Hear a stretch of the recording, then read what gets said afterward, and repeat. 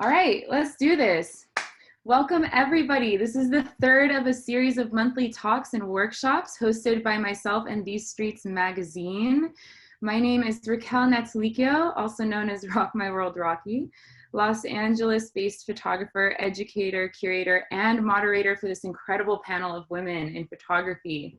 Before we jump in, I just want to let everybody know that we will be having a Q&A about an hour into the discussion. So please drop your questions in the chat and we'll be gathering them throughout the panel. Please be sure to stay muted and have your video turned off so we can focus on these extraordinary women. Speaking of extraordinary women, it's my honor to introduce you, all of these extraordinary and talented photographers, starting with Patience Zalanga. Patience Zalanga is a Nigerian photographer based in Minneapolis who is documenting the movement for Black lives.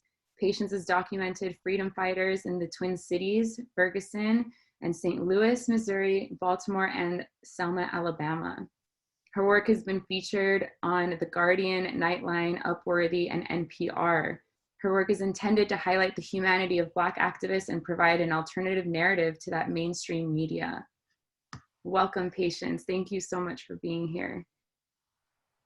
We have next up Zaydee Sanchez. Zaydee Sanchez is a Los Angeles-based independent documentary photographer and visual journalist. She focuses on social issues primarily within the Hispanic community, namely immigration, farm workers, homelessness, and Hispanic women issues. She is a member of the National Association for Hispanic Journalists and was a regular guest speaker for the Los Angeles talk radio Uncommon Conversations, reporting on her experience documenting the US-Mexico border during the Central American caravan arrival in Tijuana, Mexico. Michelle Groskopf, I hope I did not butcher your last name. Groskopf. Nailed it. She's a Los Angeles editorial and commercial photographer. Michelle has made a practice of shooting the world around her almost daily for the past 20 years. Her work has been featured in the British Journal of Photography, American Photo Magazine, Vice, The New Yorker, and Wired. Jessie Mireles is our next photographer. We are so excited to introduce our youngest panelist. Jessie Mireles is a Mexico-based freelance photographer focusing on cultural, social, and gender issues.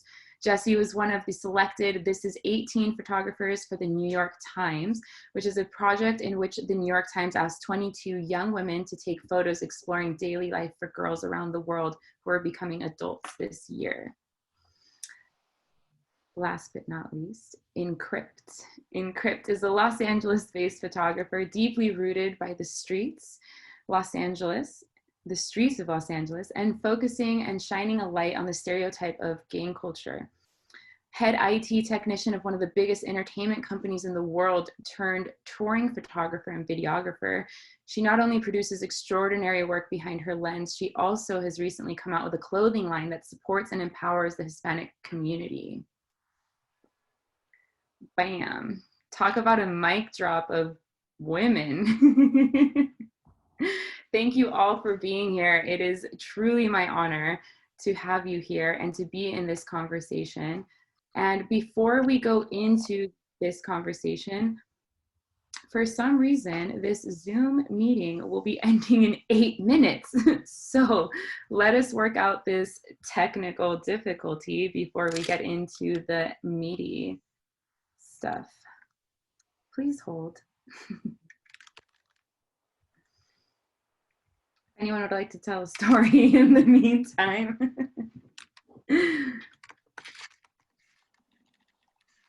Thing. Crip, tell us about your clothing line, if you don't mind. Yeah. Okay, I'll tell you a little bit about it in Scribe. So I started my clothing brand officially, seriously, this year during COVID, because all my gigs got canceled, rescheduled, postponed, and whatnot.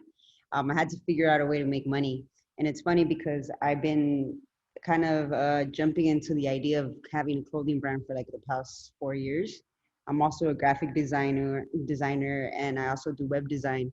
So I felt like I have all the, skills to make a clothing brand work, and I'm a photographer and a filmmaker. I'm like, I can make if I made so many clothing brands blow up, why can't I make my own, you know? So I finally put my head on all my savings and said, I'm just gonna go all out and see what happens. And yeah, I bit my tongue and I said, you know what, if it doesn't work, then I have to try something else. Like I'm always an innovator. So yeah, it ended up sticking and everyone loves it. And it's pretty much just trying to me empower our brown folks and through clothing. And not only that, but a lot of the hip hop community was a main influence on how I dress. You know what I mean? Black culture is a big reason who I am because of hip hop.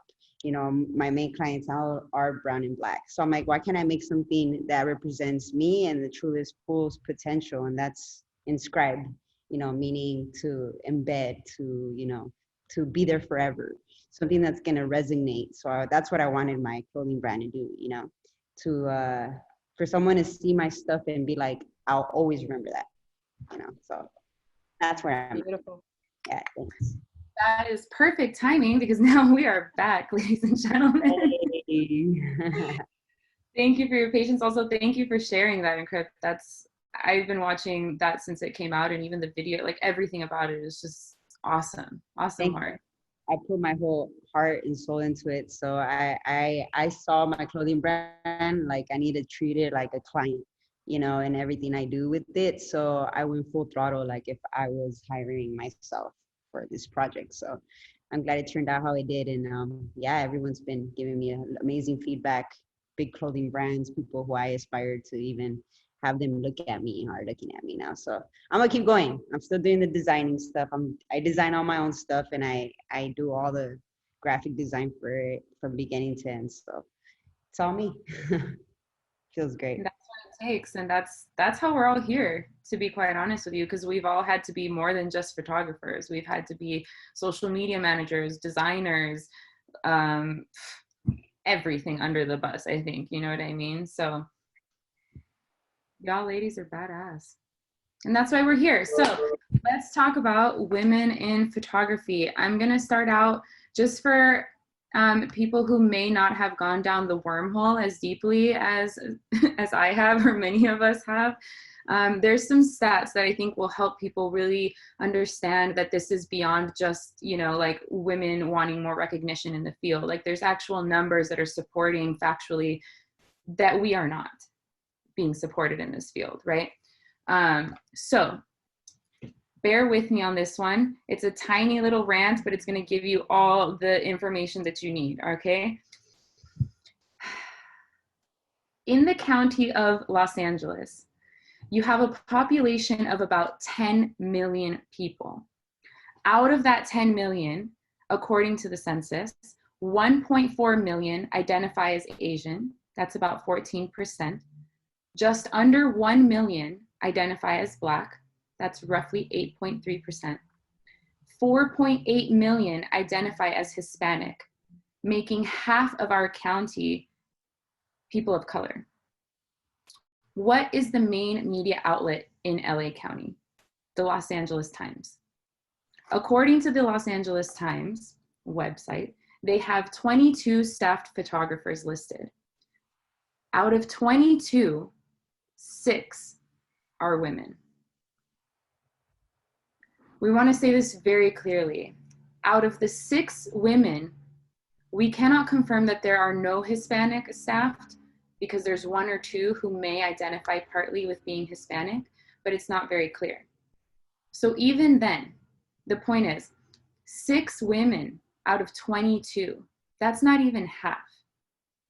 And out of those 6 women, out of those 6, not even half are Asian, Hispanic, or Black, in a population that identifies over half of its people as people of color. It's so sad. Now, we haven't even gotten to the fact that there are no Black women representing the county of Los Angeles and the largest media outlet in our country, in our county. Speaking of our Black community, 16 of the staffed male photographers for the LA Times, only 1 is Black. A little credit to the LA Times, they seem to have 3 Asian male photographers, about 2 Latino men, and the rest are white. So the question is, Why is there more diversity within the male photographers and not the women? I want to be clear, this isn't about women against women, regardless of color. We recognize the amount of hard work and tenacity that it takes to get to be a staffed photographer for the LA Times in a male-dominated industry. We simply want to state the facts, especially when just this past September, the LA Times publicly apologized for their racist reporting of the Black and Brown community in Los Angeles. We also want to state that these are facts that we're getting off of the LA Times website. If the LA Times that feels that we've misrepresented them, we ask anyone in the LA Times who's watching to please come correct us. We simply want our county to be truthfully reported and documented by the people of each community. Though I just have gone on a rant specifically about the LA Times, I'm sure even Jesse in Mexico and Patience in Minneapolis can attest to experiencing similar biases within their own local media platforms. We encourage you to look into Women Photographs, thorough data research, where they keep track the ways in which women photographers are hired and published in the photojournalism industry. That being said, this has been heavily focused on photojournalism, but what I'm curious to see is if you, Michelle, with over 20 years of experience, have experienced any of those similar issues and biases, even within the editorial and commercial world that you work in. Just to represent myself correctly, I've been shooting for myself as a street photographer for 20 years, but I've been a professional photographer, I would say, for 5 years. And I was a producer in New York City, media producer and television producer, and I moved to LA like 8 or 9 years ago and then switched my career. I've been really blessed, like really lucky with my career. I shoot for pretty consistently the New York Times, like every magazine under the sun, different commercial clients. I've been very fortunate with my career, and I think that specifically has to do with the women in my life. I have a lot of editors who saw something in me early on, especially female editors, and lifted me up, and in turn I try and do the same for people. I want to say that I've had a really hard time. I haven't, because I think, well, first of all, I'm white, and so I think that gives me a broader platform, sadly. And I'm queer, so I'm very proudly queer, and I've been able to tell some queer stories, and I think that's been really important to me in my career. I'm also really headstrong, and so I don't pay attention. Like, there's been some assignments I've been on. Usually it's just me as an editorial photographer with my assistant or something, but there's a couple of assignments specifically, like for the New York Times, where I'd go and there'd be other photographers there, like the Emmys or something, and I found that the old curmudgeonly men were there, and they really dismissed me and were very angry that as a New York Times photographer I had a special placement. But I have to admit that I've been very fortunate. I don't know what it is about, whether it's just being persistent and pushing, or being loud, or being talented. I'm not really sure what all came together, but I've been very fortunate. I haven't had that much hardship with it. I could talk about ageism a little bit, but even that, I feel like I have my own personal fears about it. I'm 45 years old. This is my second career. But that's because my own fears, honestly. But I look around, I've never been hired by the LA Times, like, ever. That's like, my hometown newspapers never looked at me once, and I shoot for everybody. And that's been really depressing. I feel in a way that the numbers reflect their sort of their lack of I mean, I don't find them to be very interesting as a newspaper photographically, and that's their own issue. So sorry, I can't answer that anymore. My own personal, I've been lucky. I don't know, maybe I won't be, but I have been. Michelle, in the time of your experience, right? Because you have so much more experience than I think the rest of us here in the panel. Have you seen you personally outside you not being hired, but with other photographers because of the color of their skin become an issue of them being an assistant or getting hired, not just for the LA Times, but in general? Yeah, I mean, one thing that really, really, really disturbed me was being here. I live in Hollywood in LA.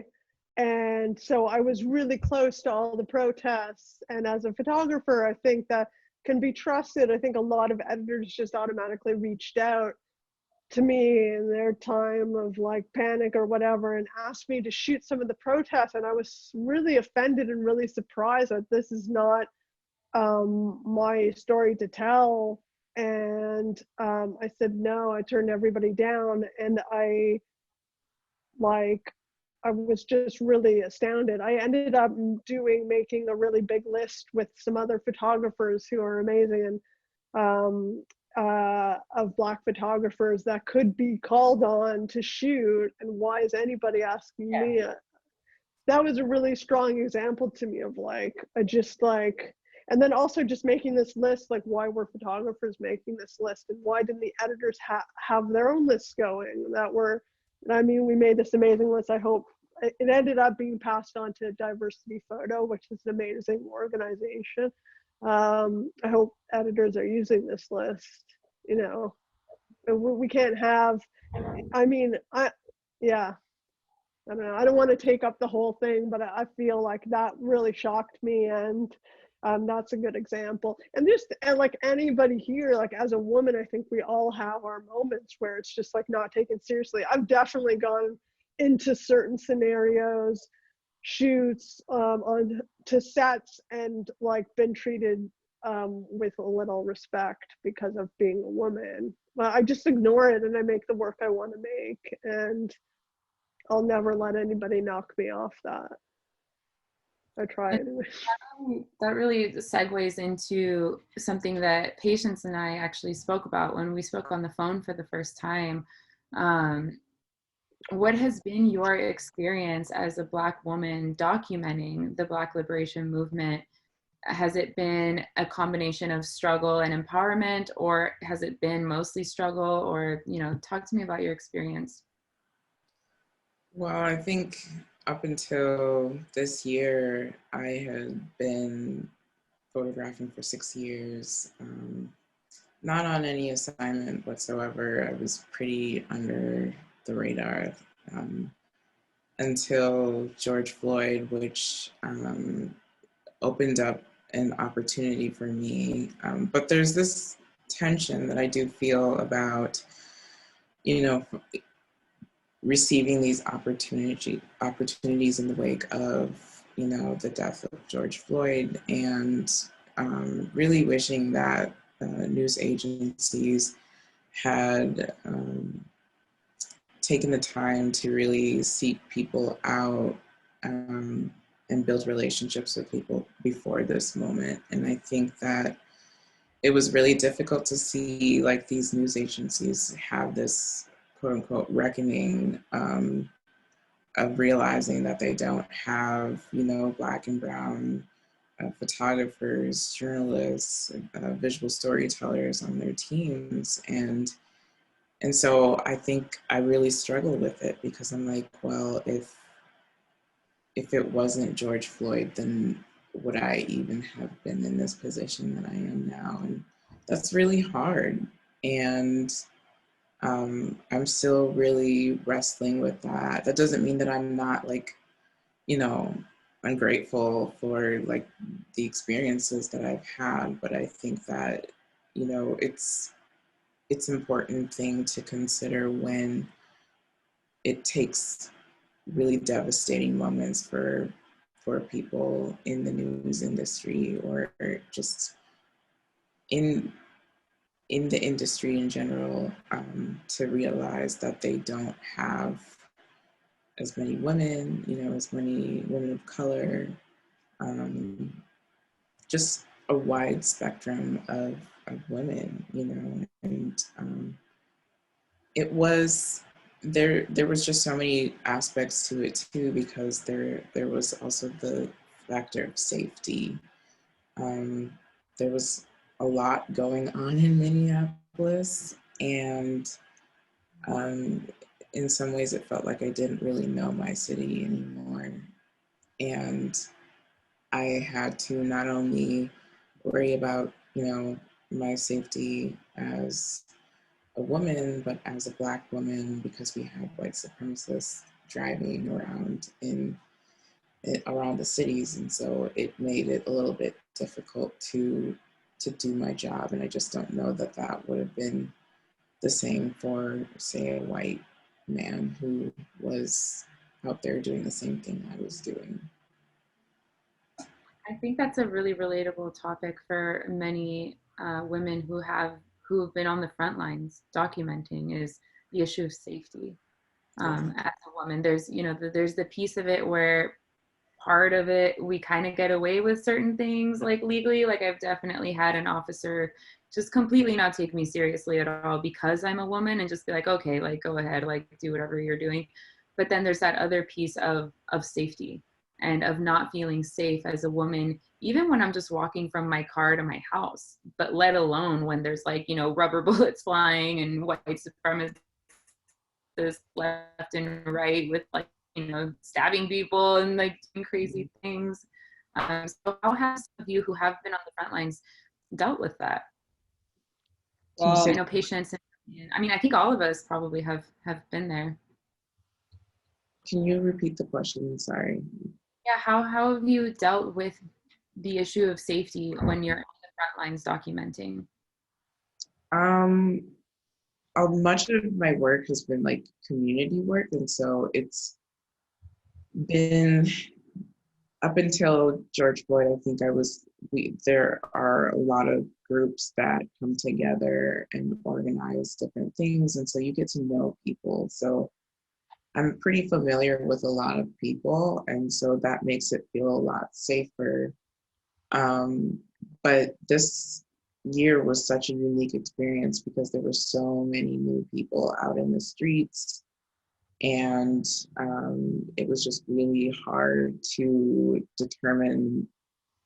Usually I feel like my intuition is pretty good at being able to tell me if I'm in danger or not, but it was just so chaotic that I could not focus. And it's also been really great because I've met other photographers too as well, mostly men, of course. But they've been pretty awesome and have offered to drop me off at my car. I also think that the reason why it's so scary to being out there in the front lines is because I feel like once I started joining in on all of them, I realized that everyone was there for their own intention. Not every, you know what I mean? Like, I felt like I started weaving them out. Like, I'm the type of person who's very observant of my surroundings. I grew up in the hood, so I learned to, like, just watch my back always, watch people, watch vibes, energies, So I started noticing, there'd be like the Antifa dudes, it would be the hardcore, Black Panthers, you know what I mean? And then you got the hardcore, like, I'm here for both y'all, the hardcore, white folks there. Well, I'm there for you, you know what I mean? And then you have the looters and the violent ones and the drug addicts and the ones who are just waiting for an opportunity to, like, rebel and fuck shit up. And, like, you know what I mean? And then I started noticing, then you got the graffiti writers. Oh, this is fun. I get to get backed up by a bunch of people walking around. I could just tag whatever I want. You know what I mean? And then you got those. So then I started realizing, like, everybody was looking for, especially with the pandemic and everyone having to stay home, an excuse to leave the house too, as well. And I started noticing, like, there was only a handful of us that were actually there for the movement, who were actually passionate about, documenting. I even seen photographers themselves, someone acting a fool, like taking pictures of girls with their boobs out in the middle of the protest. Like, dude, what are you doing? You know what I mean? So then I started realizing, like, then you got the influencers. Hey, I'm at a protest. What's good? What's good? You know what I mean? And then you start like knowing, like, what the hell? This is a circus. Like, you don't know what one person's gonna do. You don't know if homeboy in the corner is about to steal that dude's camera because he's like, you know what I mean? So I seen a lot of that too, where I started feeling like I can't go to these things alone anymore. I'm either gonna get my stuff stolen, I'm gonna get shot by rubber bullets, and I did get shot up by rubber bullets. I did have to run. I had to like confront cops and have to like beg them to look at me. Hey, I'm a human, dude. What are you doing? Like just seeing cops act like animals was the scariest thing for me ever. I was more scared of cops and around the protest area that I've ever been in my life. And I grew up in the hood. You know, I grew up with them game banging on my homies, you know, like, where you from? And get off the car and beat them up and then just leave. That's what the cops used to do in my neighborhood. But to see them do at the extent of what I saw with my eyes, I was like, I'm gonna die here. I really felt at one point, me and you, we can die right now. Like, and be another freaking stat on TV that they might not even show our face. They're just gonna say, 10 people died. No one knows who they are. You know what I mean? So I totally get what you mean with that aspect. Sorry. I wanted to ask Jesse, just because I know that there is definitely some history of violence against women, especially when it comes to protesting in Mexico. Like, what is it like for you to be a woman documenting on the streets out there? Well, the photojournal realm is very different from what it can be in LA or Minneapolis. By example, on my experience documenting the feminist movement, it has not mattered the explanations that feminist groups have repeatedly given about their sense of security when they are surrounded and documented only by women. It must be fully noted that several of them are victims of rape or other kind of aggressions by boys. And for many photographers, the hundreds of women, the thousands of women asking them to carry out their coverage remotely is not enough. I don't know how to start talking about this in my position as a photographer, but it has been months of even reflecting on our own inertia to masculinizing ourselves from clothing to attitudes as a defensive mechanism and to survive in this environment, because we have so many incredible women photographers here, but of the 5 international agencies in our country, 2 of them don't have female staff, and 1 of them has only 1. Wow. Wow. So what do we do in a position where our perspective and our voice is not being represented? Well, I want to share with all of you the following figures according to a project done by one of my partners in Mexico City. According to Female at Focus, between the 70 and the 80% of those studying photography are women. But only the 13 and 15% become professional photographers. And in a report conducted between 2015 and 2018, the World Press Photo, one of the most prestigious competitions, concluded that only it's like the 80% of professionals engaged in photojournalism are male. Wow. And that's part of the of the 5 international agencies in our country. And I want to be super clear, because I know that we have a lot of men that are actually here right now listening in on this conversation. And I just want to be clear that this isn't a like women against men, or like, you know, we want more, or like, you know, like it's not a competition by any means. If anything, I personally just want to acknowledge the men that are here, that are opening to listening to this issue, because I hope that each of you can be a catalyst in creating that change that we're all hoping to see within this industry. And that brings me to opening up the conversation about sexism, because I know every single woman here has had something occur in which, you know, you were made to feel smaller, or you were made to feel like you weren't as important solely because you were a woman documenting the exact same thing that, you know, like 20, like 50-year-old men were documenting right next to you. You know what I mean? Which is kind of like what the norm is these days. So if anyone wants to share that, yeah, please go ahead. I'm not going to go into specific stories, but I have many in my lifetime. But I think it's so important for women to help women in the way that men help each other. Like, that's what I found has been the key to my success personally, is reaching out a hand to every woman. And I always say this, if there are any women out there who have questions about editorial or flash or photography or anything, that they can always reach out to me. And I think that's how men have created this network for themselves, where they help each other, because we have to be prepared to do it for each other, and not to compete with each other, but to raise each other up. And for those that, I think, you know, it's not only about becoming photographers, but it's becoming editors. It's getting on the inside of the industry and spreading out so that we can help each other. It's a strategy that's really important.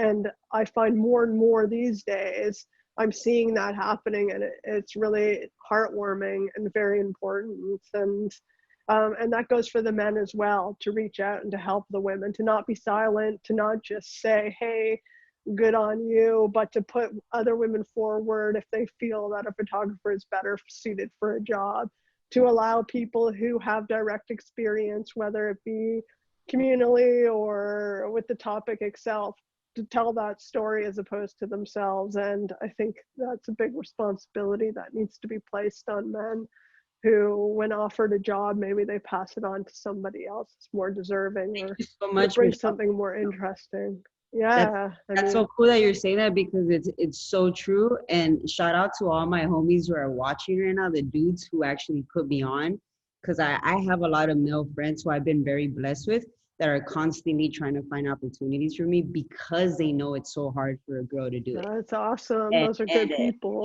And shout out to if you guys are here, I love you guys, because if it wasn't for those men and who are not, you know, looking at, oh, you're just this pretty girl I'm gonna have on set. And I've had that as well, been an experience where a dude would just hire me because, oh, you're a pretty girl on set, and then they don't even take you serious. So why the hell did you even hire me?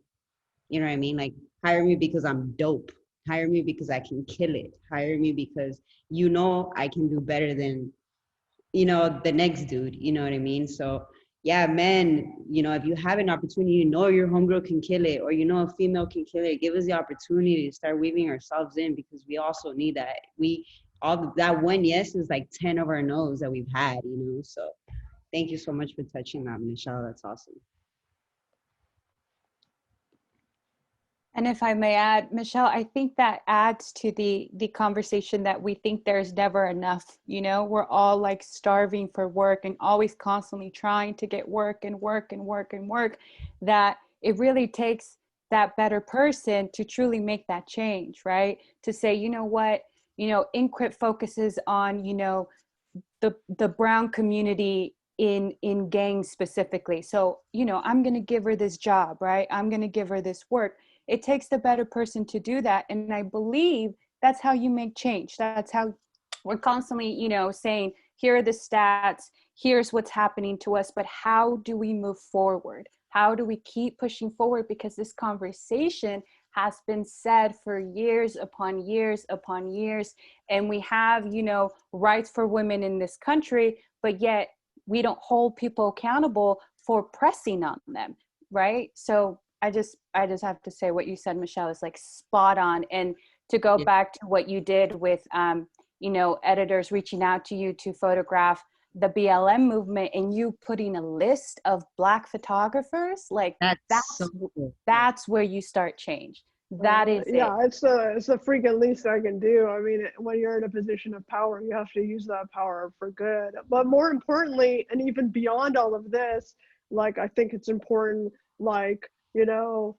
to hire people outside of their intention. I mean, you know, like like everybody should be shooting everything, really. I mean, I think there are people better for certain jobs than others who have authentic voices and very sincere things to say that we have to hear, and that's super important. But that doesn't mean that they need to be pigeonholed. Like, you know, that's part of the making of that list, not to harp on it or whatever, but not only to use these Black photographers for protest photos, but for every assignment. I mean, like, we should all be out there telling our stories, because adversity of point of view is so important to make art more interesting, to have more honest conversations, to just make cooler stuff that we all love to look at, and like more interesting things to look at. That's our job. It's to like ensure that the media landscape is interesting. And thought-provoking and emotional and all the other things. It's really important. And also, I wanted to bring up something very interesting that I've came across too that makes me feel some type of way. Like, you know, I know for a fact Patience kind of touched on it, how you're like, you felt kind of like, fuck, I'm only getting all these opportunities because George Floyd died. Like, now all of a sudden they want to hire me. Like, now I'm being noticed.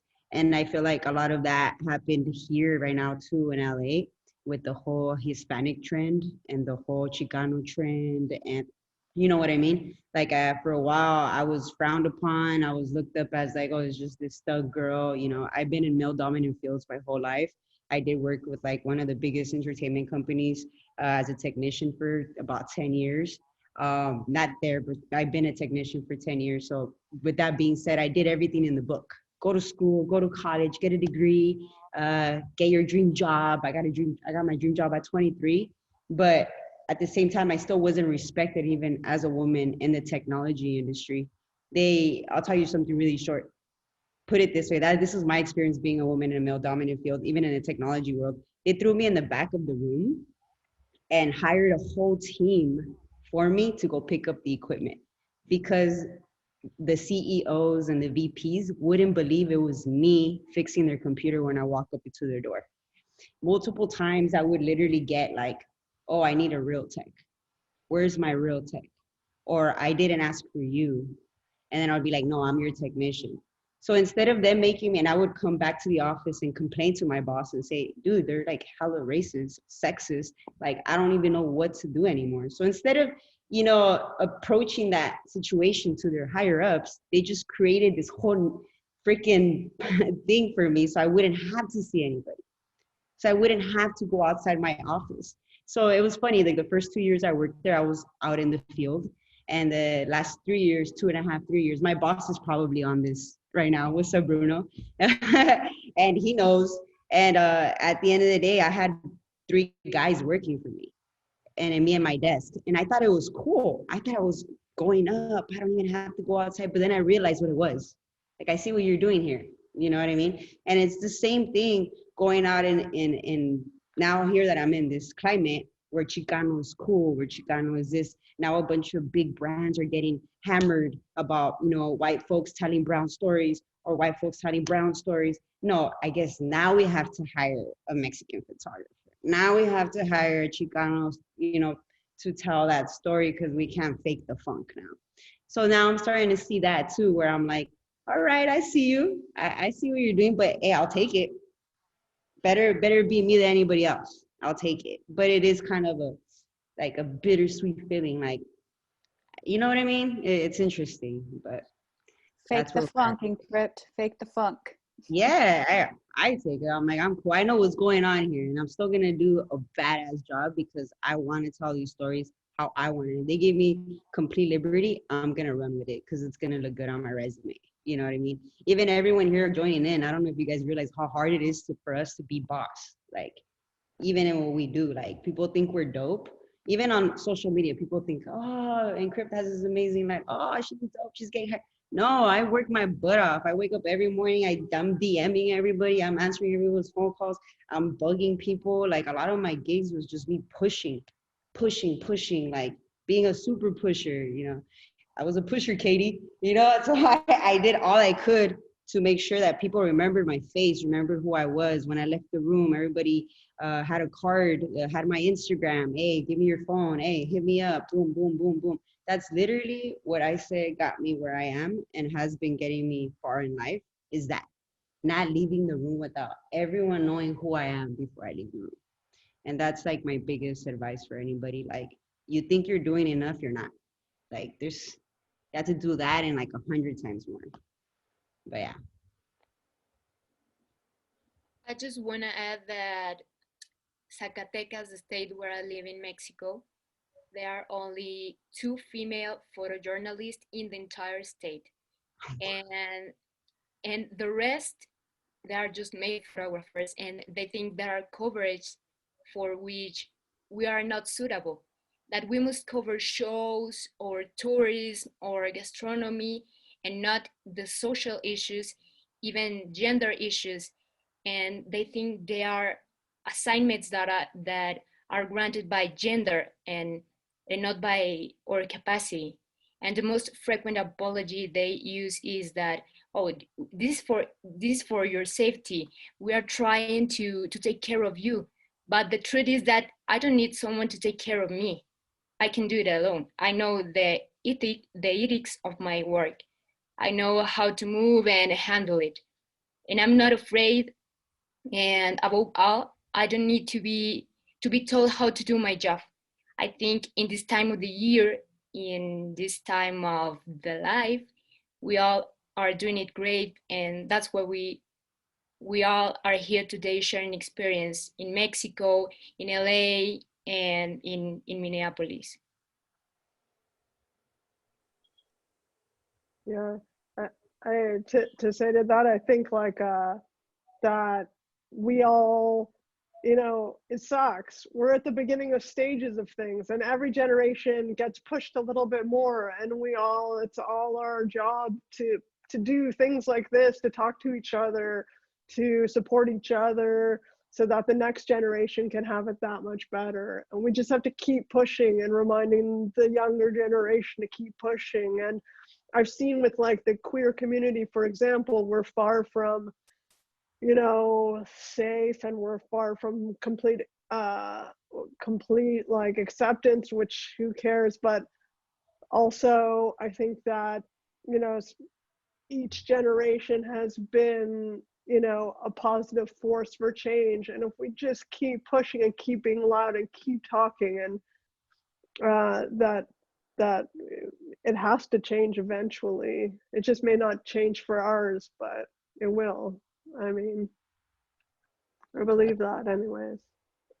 And that's part of what I think we're doing here today, is like to continue the conversation, to continue to bring awareness to people who may not be experiencing it, or bringing community closer to those who are experiencing it, especially women in photography. To like hear other women say, yes, that's happened to me as well, already feels better for me as a woman, to be like, oh, okay.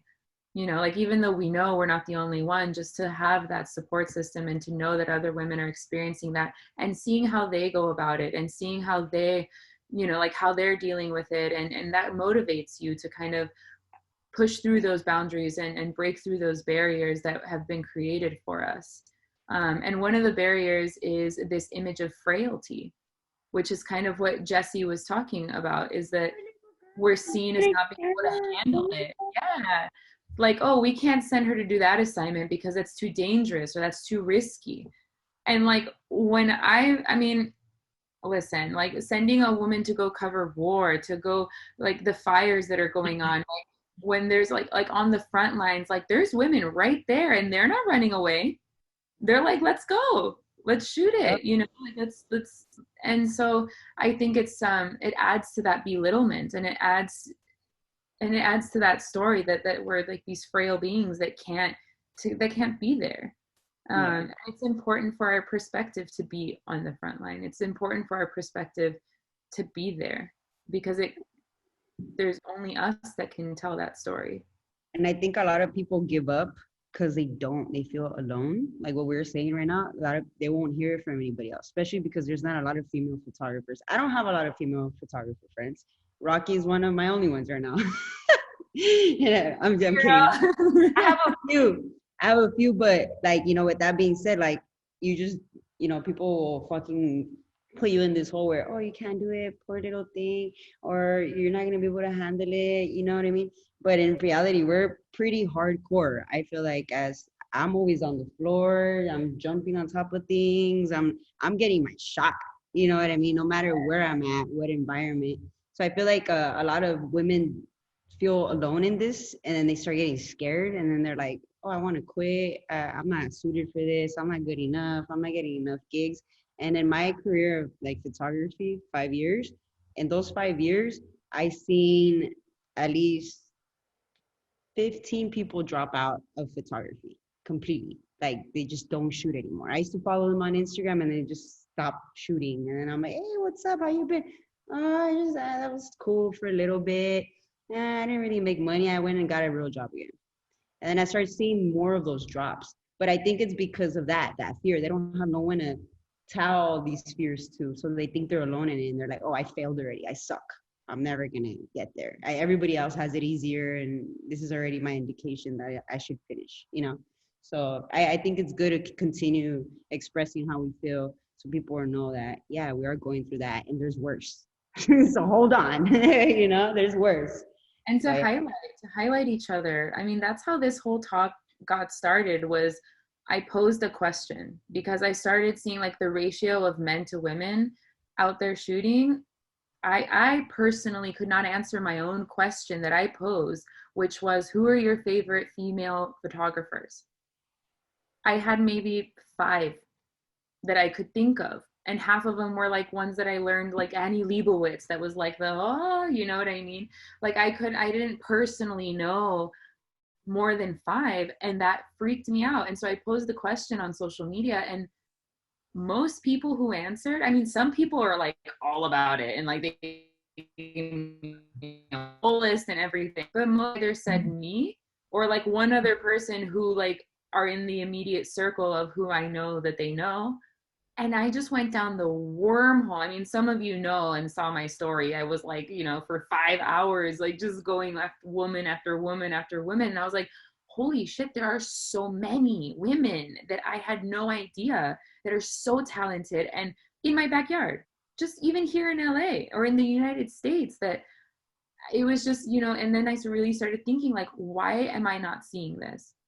Why are we not all seeing this? You know, like, what is the problem there of like why women are not being highlighted for their incredible work? I mean, now we all know each other, which is bomb.com, but like, you know, several different platforms that highlight other women. And so, you know, like, this is another reason why this conversation is important, because women bring so much to the table. There is Rock, and I think Rock, I think it's important to add, right, what you said, women bring a lot to the table. We also, as women, I feel like we have some advantages as well, right? I'd like to point out, you know, that there are, you know, I'm a huge Lindsay Addario fan, if anyone's a huge Lindsay Addario fan. You know, she's a conflict photographer. She's photographed war. She speaks about her experience in the Middle East, in Afghanistan, in Iraq, in Iran, and all of the Middle East, of what advantages she had as a woman to be able to document in a very conservative, religious part of the world and have access to women's schools, all women homes, all of that. She had been kidnapped she got kidnapped so many times the advantage she had of not getting beaten, as opposed to, you know, her coworkers, her other journalists. So I do want to talk a little bit about the fact that in my experience, I call it, you know, survival mode, right? Where sometimes you encounter a situation, whether I work a lot with immigration, so I encounter a lot of border patrol. And I find that sometimes as a woman, if you tend to not get defensive and you tend to just play, right, quote unquote, play the scene to survive, as a woman, you are then giving that advantage that a man would not be able to have, you know, meaning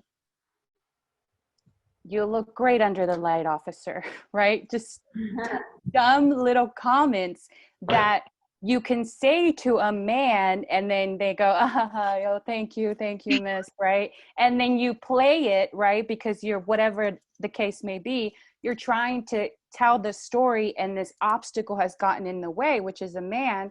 And as a woman, you kind of just have to go again on survival mode and just go, okay, I got to deal with this Dumbo, right? I got to give him a compliment in order to get past this and continue my story, especially when you're on assignment. So I think as a woman, I do want to recognize that we do have some advantages sometimes, not all the time. And maybe the word advantage might be wrong. I don't know. Someone have a better word for that. Leniency. There you go. More leniency, yeah. Thank you, Incred. Thank you. So we do have that. We are able, I work a lot here in LA with our homeless community. So going into women's shelters, right? That bond that you can make with a woman subject, right? It's different. They let their guard down a little bit. You're inside a little bit. Children, not, you know, saying men can't and don't do this, but as a woman, and especially when you're documenting your community, Latina women, it's like your mom, your grandma, your abuela's right there, and it's different, you know. So I just wanted to highlight that we're pretty sick, and we do have some cool things about that benefit. That the cops let me shoot wherever I want. Yeah, there you go. I'm not even gonna lie. Like that's a cool advantage. I just, you know, start talking and, hey, it's okay. It's just real quick. I just pretend like I'm in high school. It's a high school project. I'll be out of here. I'm like, I'm not 29 years old. I promise. Like, you know, and they just look at you and laugh, you know. But those are some advantages for sure. I played dumb and high school girl all the time. So for sure. I spent a lot of time shooting street photography. That's how I started. And same, like, there's such an advantage to flying under people's radar and almost being invisible, especially as an older woman. Like, I don't even get, like, it was one thing when I was younger and I'd have to deal with dudes, but now I don't. I'm like off everybody's radar. I'm like somebody's mom or something, and I like I love shops. You're like sneaking. Like, who's this weird lady? And like, I'm invisible to a lot of people, and it's such a superpower. Like, it actually is just enables me to. People are always like, how do you get so close to people? It's like, I'm like in that part of my life where I'm becoming invisible or something. It's just kind of horrible, but also like, I'll take it because it enables me to make really intimate work with strangers in the street in a way that like, and also just like how I can diffuse things. Like, I shoot a lot of celebrities and stuff like that. I'm not a journalist. I'm an editorial photographer. It's a totally different kind of field and commercial. And it's just like right away being able to diffuse a situation just through like I'm not somebody who's like I don't bring a lot of big heft to a room. I'm like small and quiet, and like it just always ends up like being really intimate with that. Like, you know, it's just a gift in that way. I'm very grateful for that. Yeah. So I agree with that for sure. Yeah.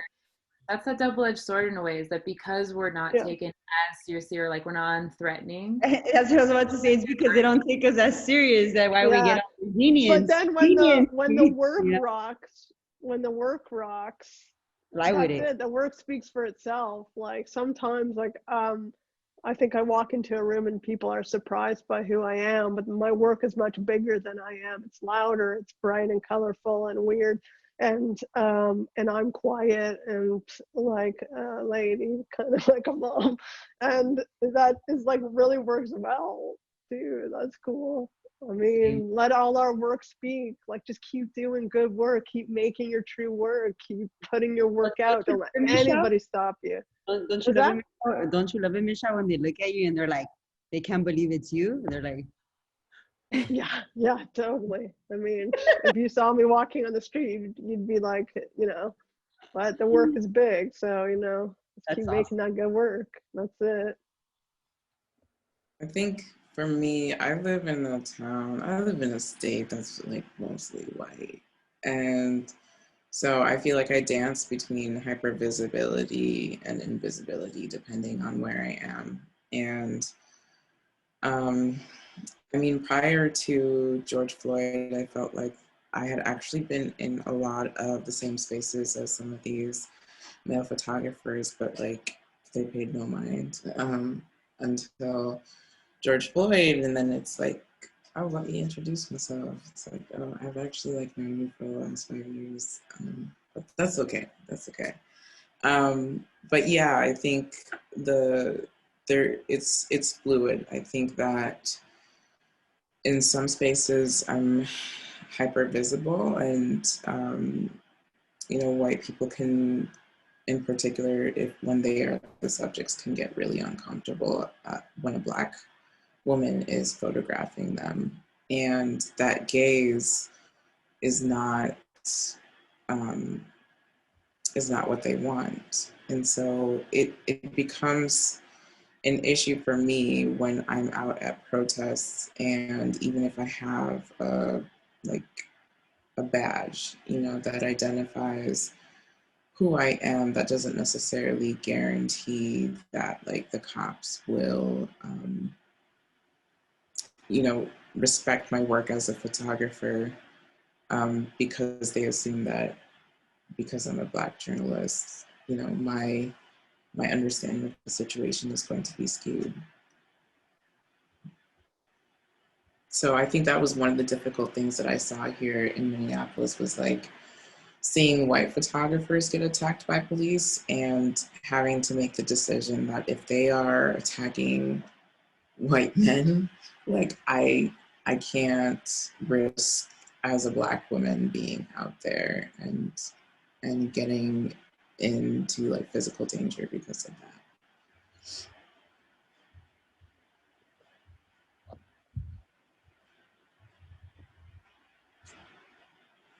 For sharing that, Patience. Mm-hmm. I do want to just make note of time and we've been actually getting a lot of very deep questions from the people who are here with us. So I'd love to jump in to some of these questions if you guys are good with that. All right. I'm gonna go up to the top here. Our first question is from Alejandro. And he says, I know perspective means a lot. How important do the panelists believe photojournalism would change if the stories being told were told through the lens of women, more specifically women of color? And how necessary does need to happen? How necessary is it for this to happen?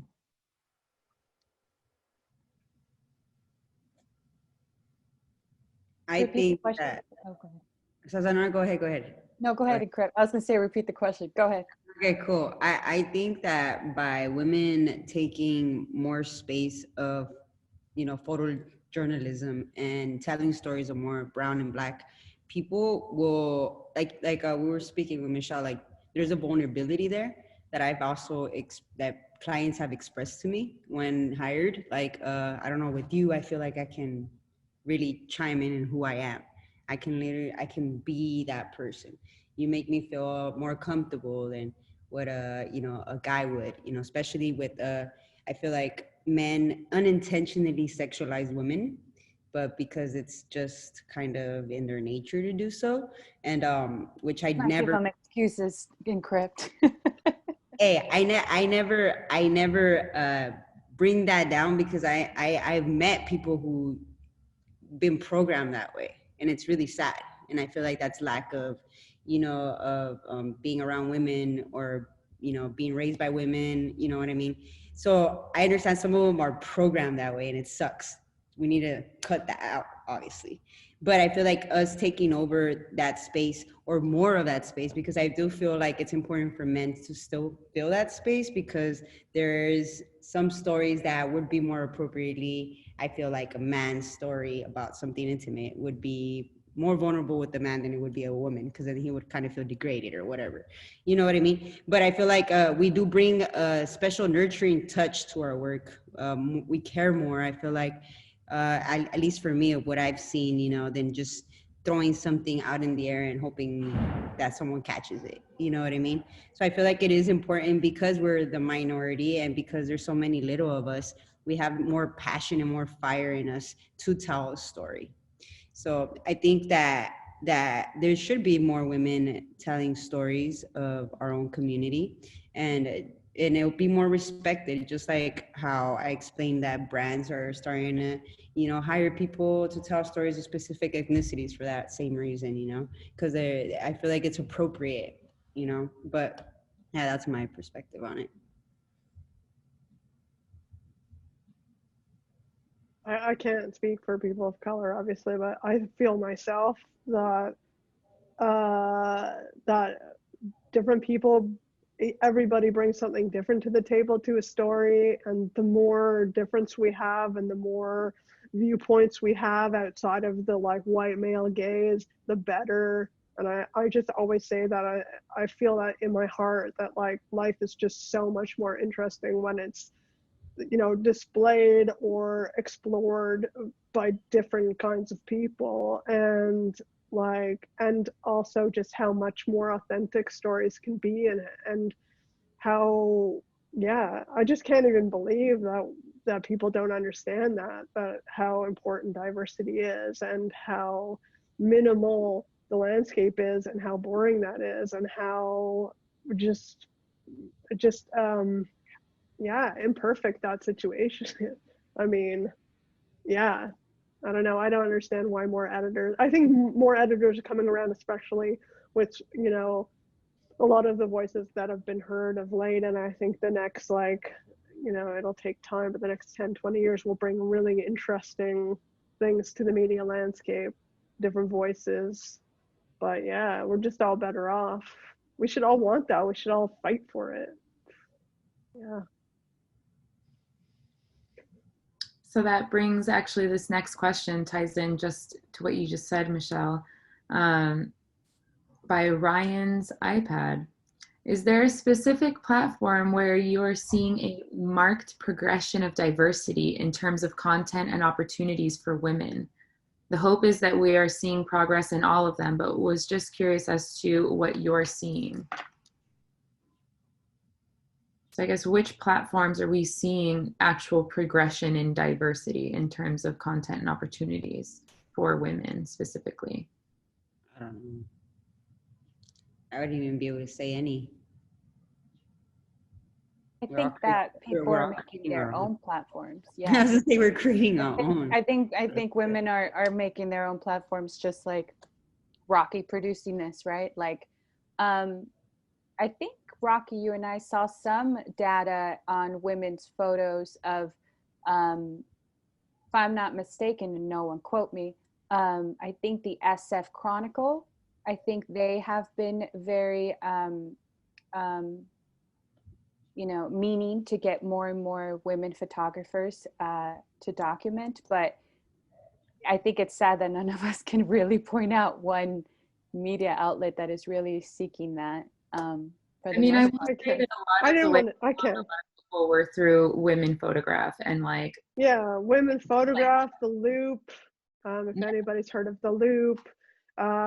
I think a lot of the magazines that I work for are doing a better job for sure of hiring. They're very conscientious. I know a lot of women that have come from the editorial side as editors and have moved into the tech world more and are in creative direction positions, and they're purposefully and conscientiously hiring, from top to bottom, women, and especially women of color. I know a lot of friends, like Toby Kaufman is a really good example, who's now creative director at Facebook, and Refinery 29, obviously. Yeah, I've encountered more and more, especially the last year or so, of people raising flags and saying, hey, what's going on, and how do we change this, and what can we do? Sadly, it's slower than we all want it to be, but I think there are some changes happening. And it picks up with like what we were talking about before, by including each other as a community of women in opportunities. So like if you get hired, for example, to do one thing, and they're like, oh, we need a creative director, or we need this or that, and like actively being conscious about knowing other women and their talents, and getting us all in there, essentially, like opening the door for each other, right? It's not just a gentleman thing to do, it's a badass woman thing to do. It's a badass woman thing. That's how we're all going to help each other and all climb high. Yeah, and not only like photographers, but hire female crews. I know we talk a lot about journalism and stuff, but like if you're on a commercial shoot and you're looking around the room and you're the female photographer, but everybody else on the set is a dude, or everybody's white, and you need to rethink your hiring practices, and you need to step up and say, if you want to hire me for this gig, then you also have to hire this, this, and this, and this person, because they're really talented, and I want to work with them. Yeah. That's what I've been doing for some of my gigs. When they try to pair me up with people, I'm like, oh no, I got my peeps. I won't do it. I got my people, I want my road dog right next to me. I don't want some random guy that I have to like now create this like chemistry in 2 seconds with, Yeah. Also education. If anybody here, I've taught a lot of after school programs for kids and all that kind of stuff. Like, if you have the opportunity to teach photography and to empower young kids, like, they're open, they want to hear it. They don't have a lot of the same biases that we eventually engage with and take on as adults, which is so sad. And you can teach them that they could be anything and to help each other. And it's really important education. A special shout out to Las Fotos Project, which is an all girls photography after school program, and it is centered for young girls, from middle school to high school. So whether you are a young girl who's watching this, or know a young girl who wants to learn photography, or if you want to mentor, they have mentorship opportunities. Like if you don't feel like you're ready to like teach a full class, but you still want to be active in empowering a young girl to follow the photography route or any creative route, they have that opportunity. So check out Las Fotos Project. Yeah, and I'm also trying to get involved with Las Fotos. So yeah, I've been tidying Rocky. I've been trying to get in for like the past year. Right people, but I'm ready to give it all. The youngsters are hella important to me. I feel like I wish I had people guiding me more when I was a kid here in LA. Like a lot of this I just kind of learned from falling and picking myself back up, I feel like a lot of Latinos suppress a lot of issues like depression, anxiety, things like that we don't really talk or vocalize that do affect us as adults. We don't know how to treat trauma. We don't know how to treat, certain aspects of our lives that, we don't get taught, because we kind of suppress them. So I feel like it's really important because those go hand in hand of dealing with life and with hobbies and not learning not to quit, learning not to give up. Those are all things that I feel like photography will help and, encourage kids to not only do photography, but like life lessons, life happens and how to deal with it, and this is part of, I feel like a lot of people struggle with that, Last thing I'm going to say, sorry, one more thing, is that we haven't even touched on fine art. And I think like for gallery shows and books, etc., like especially group shows, like there has to be accountability, at least for like, you know, the white people in the audience here listening. Like if you're, you know, in a group show, look around the room and see who else is in the show with you. And if they don't reflect diversity or align with your politics, then don't put your work in the show, because yes, it's an opportunity, but maybe it's not a great opportunity. And we should all bring each other up. Like, yeah. Call their shit out. Yeah, call their shit out. Totally. Yeah. If you're in a position of power, like I often am, then I gotta use my voice. And yeah. Thank you, Michelle. That's super cool of you. Okay, so Alejandro asks, have the panelists experienced any form of pay disparities for their work?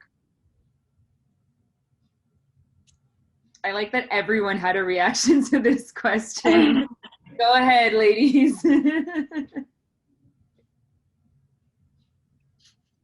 If your boss is in the office, now's the time. I spoke a lot, but definitely like communication is always so important. And the more you talk to photographers in your particular genre, etc., like the more you kind of get a sense of the landscape. And I've definitely spoken to men who like end up making double than I do. And I've learned, it took me a minute to have the confidence to ask for more. I had a really good conversation with my friend Sam, who's the photo editor, the online editor for Wired. And like we talked for Rocket Science, which is also really great photo magazine. And we talked about money. They have a little bit about money and business, like every issue that they put out online. And as an editor, she's like, you know, I always offer up a fee, and then, you know, it's always going to be the lowest fee because that's her job, to get the job done for the least amount of money for the magazine. And then the photographer inevitably has to come back with like, oh no, I think I'm actually worth this. And she said that like 99% of the time women don't ask for more money. They just accept the first rate. And it's like all of us should be asking for a little bit more, because there's like a cushion there, and you can, and men will always ask for more. So remember that the next time. Because we're scared, Michelle. We're scared we're not going to get a gig and they're going to give it to the dude. And I'm guilty. I'm guilty for that. I've done that, low key. Yeah. I've taken like, oh, that's what you got? I'll take it, because I'm scared that they're going to give it to the next dude. Yeah. And sometimes they do give it to the next dude. But the more you learn to talk about money with some confidence, and you talk to your fellow photographers with confidence, the better off you'll be. And understanding your value and not being afraid to ask right up front, and not waiting to then see the lowball number you receive to then ask for more, to just right off the bat understand your worth and your value, and set that. You know, because I've even been given the line of like, oh, this is an opportunity for you. You're gonna get exposure, Rocky. Come on, you got exposure on your hands. You can go buy dinner with that. Exactly. How much free work I do and have done. Yeah, it's crazy. That's why there's a fine line between exposure and actually seeing a great opportunity and having something in return. You know what I mean? Like, and I learned that in the hard way. Like the first 3 years, like, I knew I had to pay my dues, and I knew I had to shoot a lot for free to get my name around, and I did it, you know. And after I did it, well, what's up, Michelle? Michelle, tell me. That makes me so upset. Nobody should ever work for free. Do not work for free. I stopped doing that already. That was the first 2 years. Even at the beginning, never. Not even for 2 years. If anybody out there, why, Michelle? Tell us. Bar for everybody. Because like editors hear, oh, you'll work for free, or brands hear, oh, you'll work for free. First of all, you won't be respected, but second of all, like, it just lowers the bar for everybody. So then somebody with more experience and confidence goes in and is like, this is my usual rate. whatever that is, 10 grand a day or whatever. And then they're like, oh, no, we'll hire this person instead because they'll work for free or for $500 a day or whatever. We all have to be on the same page, learn the rates that are acceptable, the common day rates, learn your worth and your value and ask for that, and make sure that all your sisters are asking for that too. And then we're going to be That's what good. I do now, though. That's what I do now. I tell all my friends, like, I ask them sometimes, like, how much are you charging, ask them, bro? don't be afraid. I like, well, how much you charging? And I'll be like, oh, hell no, you better not be charging that, bro. Like, you better pick them up. Michelle, Pick your prices. Michelle, but may I ask, do you think it's because of lack of education of not teaching photographers? I feel like we teach photographers everything, just like in high school, we teach them everything except money. Money, for real. I think in general, women are not taught to talk about money with confidence. And I am not above that. I get scared too, just like everybody. And it's taken me a long time to just slowly make incremental asks and know my worth. And still to this day, sometimes I walk off with making a compromise. But I think that women in general are afraid to talk about money, and we need to get used to talking about money, and we need to talk to each other about money and make it really commonplace to talk about it. Like, be badass business women, like just get real comfortable about like not feeling ashamed or scared, or, and you know that it's, you know, it's easier for me to say that I'm in the position that I'm in. I mean, my work can go away tomorrow. We're all like kind of in that position, but I think that definitely like encouraging each other to be confident talking about money starts when you're very young. And yeah, I mean, I know some people don't have the privilege to always ask for more, but the more we ask for more, the better it is for all of us. Just saying. Yeah, It's facts. I'm just gonna move us on to the next question because we have a lot of other questions, but that's like, I feel like we could have a whole nother panel discussion just on money, literally. Stay tuned. Okay, I have a question for patients. I am wondering, after the initial outpouring of support and following of your work, has it now died down? Do you see a real change now to look for and listen to Black voices? Yeah, it's definitely died down. I think it might look different in March because that's when the trial starts. And so, yeah, it's died down. I think I have yet to see a news agency like put out like what they are planning to do to ensure that there's more diversity within the field. And so I just haven't seen that yet, and I'm still searching for it. And hopefully that will happen, but I think for the most part it's died down. And I don't know how this is going to translate exactly. I think that we won't know until maybe a couple years later.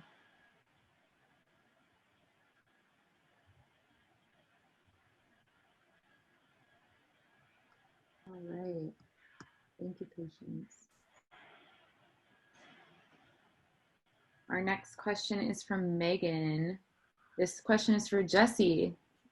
How do you apply the way that you photograph the feminist movement to situations like documenting the lowrider community? Are there any similarities to the way you approach both situations, specifically as a woman? Well, I think it's a simple question. There are different contexts, no doubt. It's all about empathy and removing stigmas.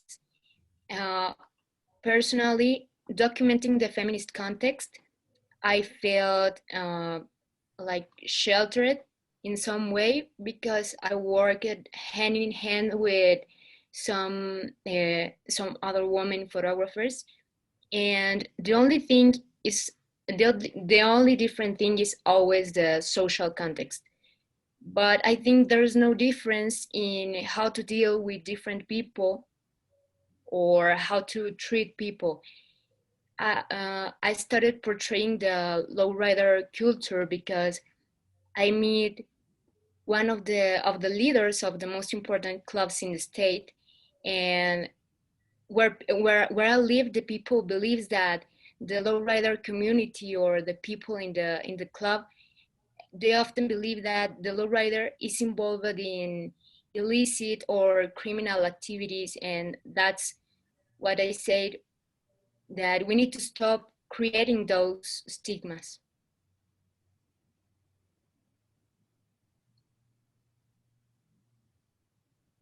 I think that's something that even here in Los Angeles we see, because lowriders initially were associated with gang culture, whereas now not so much, but they're still treated as if it is.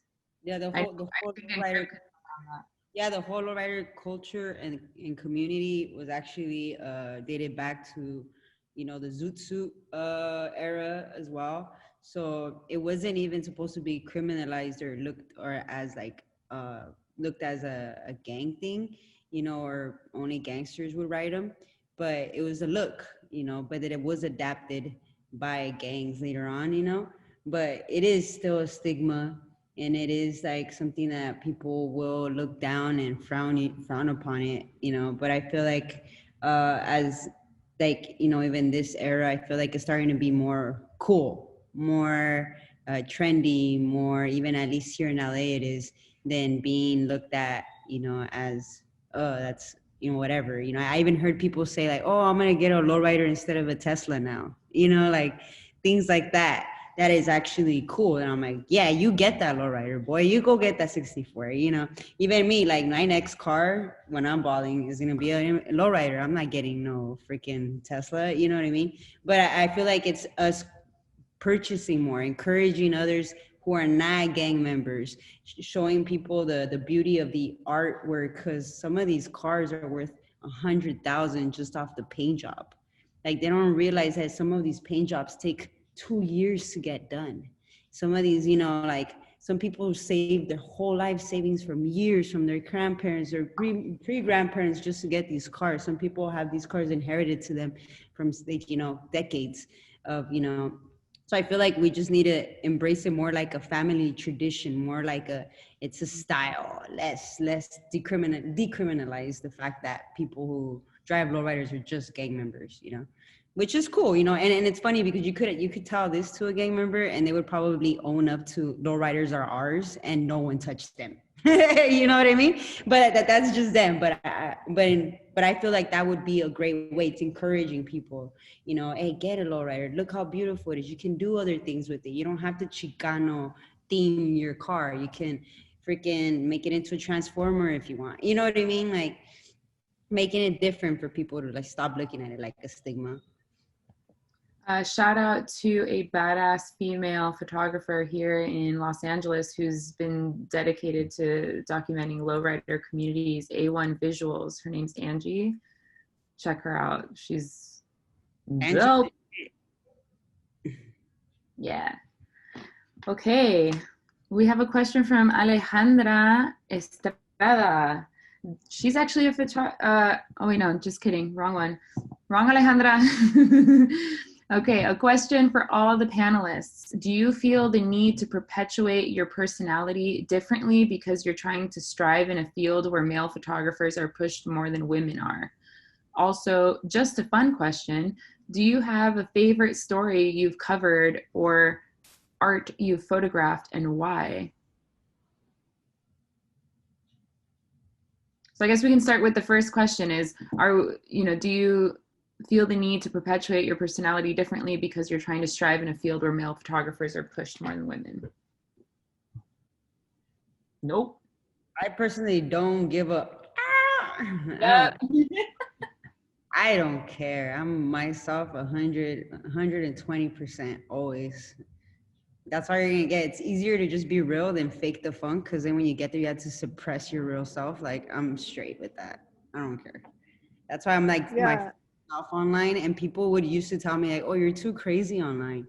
or maybe you should knock it down a bit, or maybe your personality is too, you don't think clients are going to be like, what the hell? I'm like, no, clients like it because I'm real, and they're going to get the realest thing they're going to get in front of them rather than faking. That's my perception. I agree. There's only so much energy to go around, and you start putting it into all the wrong things, then your work suffers. Like, you just put all your energy into being sincerely who you are and making sincere work, and that's it. Like, I hand in hand, yes. There's only one in crypt. Like, that's it. No, really. I mean, why make that small? Especially for men, like, oh, sorry. And I will say, I think that authenticity, especially when documenting very sensitive topics, like immigration or a homeless community, you not being authentic, in my perspective, it's like, then I can't expect them to give me or be them while I try to document them. So I'm not going to fake anything. It's that whole thing of pointing the lens to yourself sometimes as you're asking the question. Like, I find the work shows sometimes when you're not there as you, especially in a very sensitive field. And it gets less awkward because they know when you're faking the funk. I feel like the client, the subject knows. It starts getting quiet. They start feeling insecure. Like, you know what I mean? They know. That's how I feel like. Try to make them feel as comfortable as possible. Being authentic is it,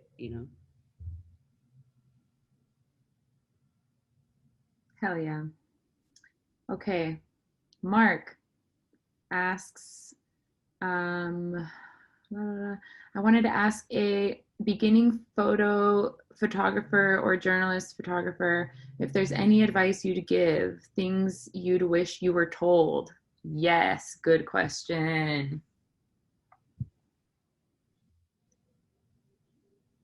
I wish I was told to just be myself and to do what I wanted to do and to not do anything for opportunity or for a job or to be hired or to be liked. I mean, that's what I did, but like, I wish someone would have told me so I didn't feel so like crazy when I was doing it, and didn't get maybe responses right away. And money and knowing your worth and charging for it. I'd say knowing your worth, and then also like, and this comes later, but like perseverance in general is so important, and to go into photography for the right reasons. Like, there are going to be moments where you're really busy and you're working, and then there's going to be moments where it's like crickets, nobody's calling you, and you have to be really strong to survive those quiet moments so that you continue to make work that speaks to you. And it doesn't mean that if somebody isn't hiring you that you can't take a photograph. You need to find work that pulls you through those low periods or the slow periods. It's really important to know that. Every photographer gets scared. Every photographer I've spoken to, no matter how top they are, there are slow moments, and there's only so much work to go around, and you need to be passionate about photography. Also, never stop learning and experimenting and pushing your boundaries. If somebody tells you you're this kind of photographer, but you want to try something else, so you go ahead and you try something else, because, why not? And also save your money, read your contracts, read all the small print, own all your work as best you can. Don't ever sign your work away if you can. I had that happen to me and I regret it, for one thing. And then, yeah, that's how I have lots of advice. I don't know. If I may add, I would just say that going to the contracts, I wish somebody would have told me in the very beginning that there's so much more work than just the photographing part of it. Meaning there's so much work you have to do outside of the photographing. I call it the real hustle. You gotta hustle. And that means you gotta put on the business hat in every aspect and Google and find people that can teach you contracts and rights and editors and all of that stuff that you're like, how did I not? I thought it was just shooting, but it's really not just shooting. It's so much more. Also, back up your work in more than one external hard drive. Oh yeah. Oh yeah. Another one. And if you can afford it, insurance for your equipment, because Yes. things happen. Yeah. And also a lot of editors and magazines and outlets expect you to have insurance. Not, like there are certain parts of the business, so true, they never tell us. And yeah, if you want to work for a magazine, don't sit back on your butt. Like figure out the stories that they tell, what you like about them, and reach out to every editor, do stories that might appeal to them, pitch your work. They might not call you for 6 months, but they might eventually. Also, if you hear no a lot from a magazine, the editor might switch up. Like a lot of editors just kind of end up moving around. And so one editor didn't like your story, but then another editor comes on board and they love your story. So never give up. Be passionate about it. My thing was never follow up. I get most of my leads and most of my returning customers from just simply texting them the next day. It was great shooting with you. It was amazing. Some shit, tell them something great. You know what I mean? And then follow up in like a month. I hope you love the pictures. They were so sick, conversational. That keeps them on your radar. And the next thing you know, they show somebody the photos and they're like, oh, that was dope. Hey, she's hella cool. Hit her up. You know what I mean? And that's literally most of my work when I first started was just word of mouth and people referring me. And because I was doing those follow-up, the follow-up was literally everything. It's 50% of your next gig. So I wish somebody told me that. I didn't start catching on until I think 2 years later, I started like catching on to that. And I was like, damn, I lost so many customers just not following up. I would also add saving a portion of the money you get from your gigs for taxes, because that's what I've been told. I'm very new to this, so yeah, but yeah, just save a portion of whatever you make. So I just started doing my taxes, so You're saying? I just started doing my taxes this year, legitly, like as corp now. And I feel you now. I'm like, okay, I get it, but yeah, it's a big lump sum that just gets pulled out. So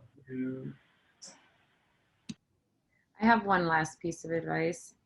Don't forget to shoot outside of it just being for work. Like play. I think Michelle touched on this. Like be creative, experiment. Like don't only shoot when you're being paid to do it, or if it's for some, like just for you. Like play.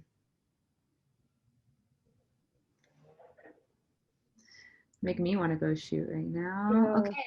Reach out to one more thing. I got so much advice because I'm an old lady. Reach out to other. Find another question.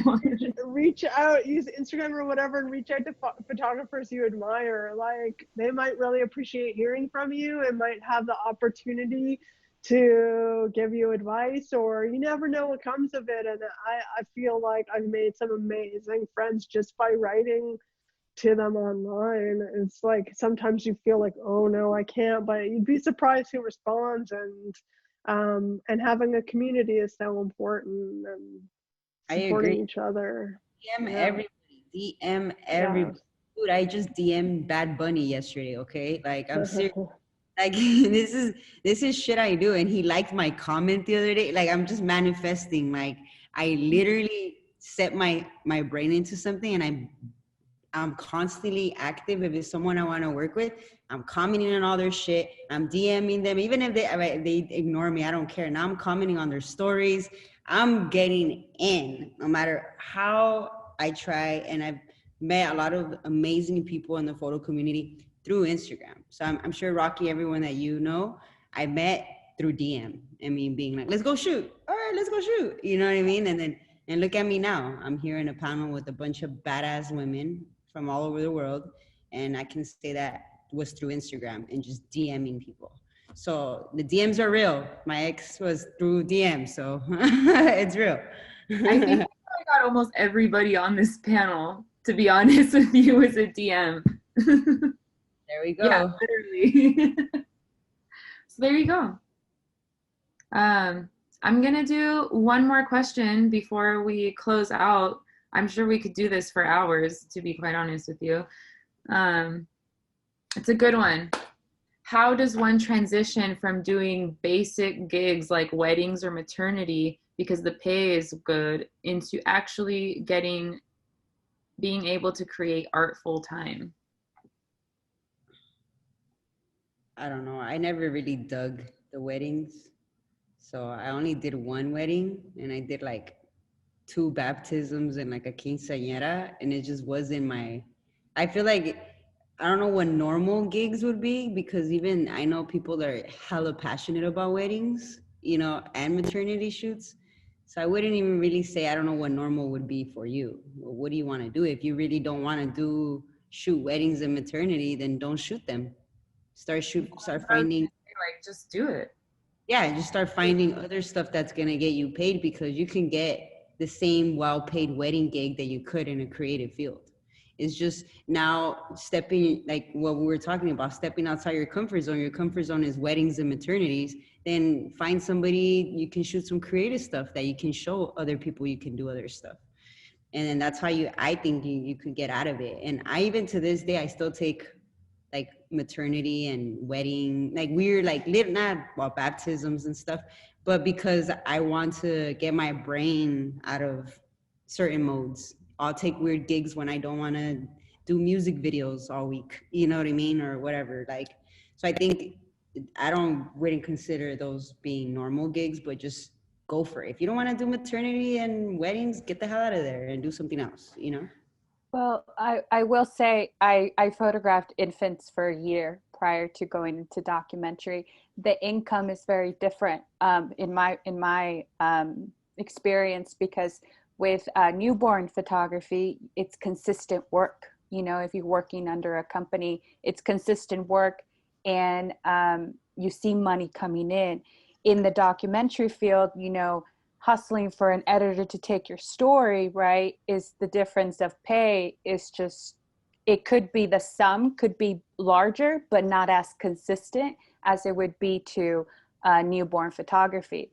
I think for the person who asked the question, you got to ask yourself at what point, where do you want to focus your lens, you know? And if you want to focus your lens, personally for me, for trying to change something in our world through photography, then you have to find the balance, right? Because we all have to survive. We all have to, you know, make ends meet. Whether you do halftime, you know, the photography you don't really want to do, and on the side you're hustling, trying to make your name for it, and then you slowly transition into a phase where you will, if you keep hustling and pushing, can get to a place eventually where hopefully you can get consistent work where you're able to live off of that. That would be my advice as someone who has gone from that steady paycheck of, you know, newborn photography, because there's newborns being born all the time, you know, kids are coming into this world all the time. So that's consistent work. But even working for any media outlet, it's hard to get this consistent work unless you're a staff photographer, then that's a whole nother deal. So that would be my advice, trying to find the balance. Where do you want to focus on? What do you want to focus on? What is the purpose of you? What is your purpose of photographing? I think that's really, really good advice. And then I guess that for me, the next part of that advice is, once you figure out who you are and what you want to say and what genre you want to say it in, then it's, you have to make that work, whether somebody's prompting you or not. And also you need to recognize the people that you need to get in front of. And that's just like putting a lot of time and legwork and energy into writing blogs so that people can see your work, applying to certain competitions. I don't like competitions where you have to pay money. Like, I've never been one for that. But like, there are some free competitions out there. Put your work out there. You have to get your work in front of editors, or they won't even know to hire you. And if you feel passionate about, say, like editorial, you don't have to go far. You don't have to, you know, especially nowadays, you can't, but like, get on a plane. You don't have to travel far. You can literally find the stories that are happening on your street or amongst your friends, photograph them, put them together in a way that is interesting or speaks to the editors you want to work with or the brands you want to work with, and then get those photos to those brands. It takes time. The people, I mean, everybody on this panel, and then like every photographer that I know that's actually working, just put a lot of time and energy and heard a lot of no's and didn't give up. You know, you have to just get in front of people. Right now, I really appreciate both of your advice, because I work 2 days a week at a shelter, and that has been my job for the last 4 years. And I recently just went from working part-time to on-call, which has been really great because it provides me the flexibility I need. But I can pick up, for a month, maybe 2 shifts a month or 2 shifts a week, and, have some consistent money as I like build myself up, and then take that leap into, doing this full time. But yeah, and it's a balancing act, and sometimes you do need to do other things to supplement the work that you really want to do. Yeah, that's all. But then everything, I mean, I worked in a coffee shop. I worked as a prop shopper when I first got to LA. Like every job that you take on can be a story, or can fill you in a way, or end up just like supplementing the money that you need to do a project, so there's no shame in work ever. And there's many, many photographers on this planet who make beautiful work and work completely full-time jobs and just go out on the weekends and shoot, or have a long-term project in mind that they're working on. And there's no one way to be a photographer or to engage in photography. And yeah. Yeah, and just the jobs that you might not think, there is necessarily much there, but there's actually a lot. I've learned a lot about how to relate with people at the shelter. I've learned a lot of, just the different myriad of, just experiences, life experiences. And I hope that as a documentary photographer, as a photojournalist, that those sort of experiences that I've had with people at the shelter, I can carry those lessons that I've learned into the work that I plan to do in the future. So, I mean, really, it can be any job, and what you learn from that can really inform how you choose to do your practice. So, yeah.